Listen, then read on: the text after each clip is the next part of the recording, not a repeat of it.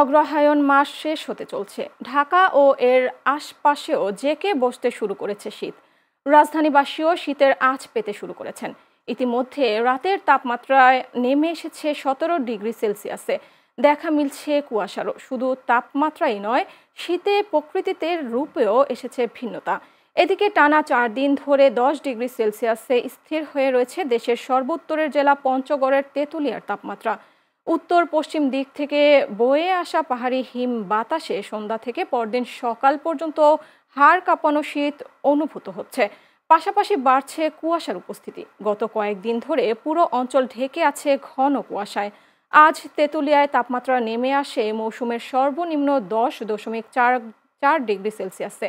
ঘন কুয়াশা ও ঠান্ডায় পঞ্চগড়, নীলফামারী, কুড়িগ্রাম সহ উত্তরের সব জেলাগুলোতে জনজীবন বিপর্যস্ত হয়ে পড়ছে।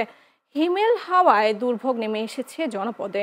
সকাল হলেও কুয়াশার কারণে সড়ক দেখতে না পাওয়ায় হেডলাইট জ্বালিয়ে চলছে যানবাহন। তাপমাত্রা কমে যাওয়ায় চরম বিপাকে পড়েছেন এই অঞ্চলে খেটে খাওয়া দিনমজুর, নিম্ন আয়ের শ্রমজীবী মানুষ।